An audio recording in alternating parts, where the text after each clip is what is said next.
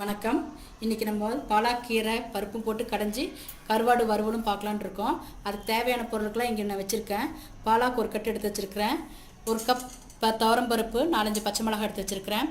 சிறிதளவு மஞ்சத்தூள், ஒரு தக்காளி, குழம்பு தாளிக்கிறதுக்காக ஒரு வெங்காயம், சிறிதளவு பூண்டு எடுத்து வச்சுருக்கேன்.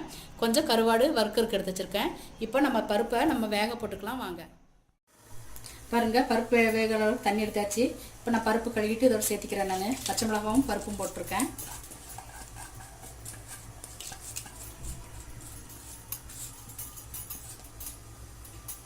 எடுத்து வச்ச மஞ்சள் சேர்த்திக்கிங்க. கொஞ்சம் நல்லெண்ணெய் ஊற்றிக்கலாம். ஒரு ஸ்பூன் நல்லெண்ணெய் ஊற்றிக்கலாம்.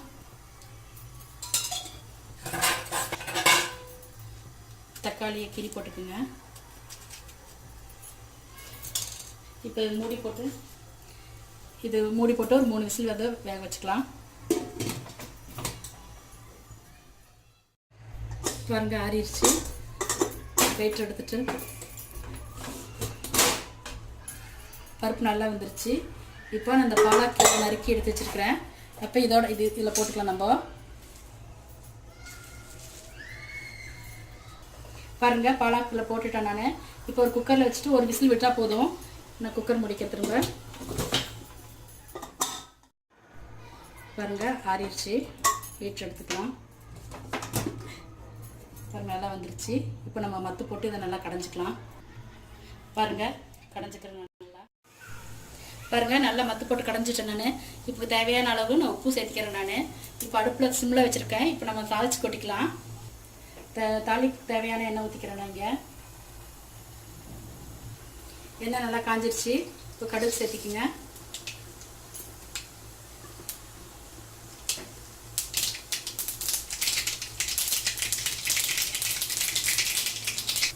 இப்போ பூண்டு வெங்காயத்தாலும் சேர்த்துக்கங்க.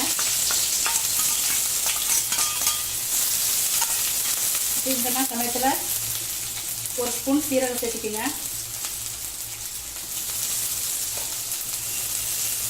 கீரைக்குழம்புக்கு எப்பவும் சீரகம் சேர்த்துக்கிட்டா ரொம்ப நல்லாயிருக்கும். பாருங்கள், நல்லா செவந்துருச்சு.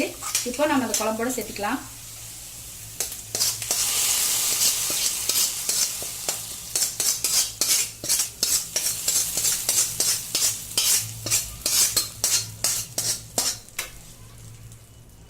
பாருங்கள், சேர்த்தியாச்சு. இப்போ குழம்பு ரெடி ஆயிடுச்சு. நம்ம இப்போ எடுத்து வச்ச கருவாடு நான் தண்ணியில் ஊற வச்சுருக்கிறேன். அதை கழுவிட்டு நல்லா வறுத்துக்கலாம். இப்போது பாருங்கள், தண்ணியில் கருவாடு நான் ஊற வச்சுருக்கேன். நல்லா ஊறிருக்கு. இப்போ இதில் இருக்க தலையெல்லாம் எடுத்தாச்சு. நல்லா ஊறிடுச்சு. இப்போ இது நல்லா கழுவிட்டு நம்ம வறுத்துக்கலாம் வாங்க. பாருங்கள், எண்ணெய் காஞ்சிருச்சு. இப்போ நான் கருவாடு நல்லா கழுவிட்டு நான் சின்னதாக கட் பண்ணியிருக்கிறேன் நான். இப்போ நம்ம இதை எண்ணெயில் போட்டுக்கலாம்.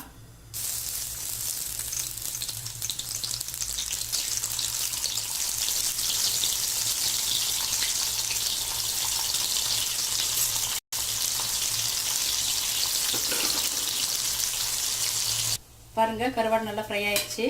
நம்ம இதை எடுத்துக்கலாம். இப்போ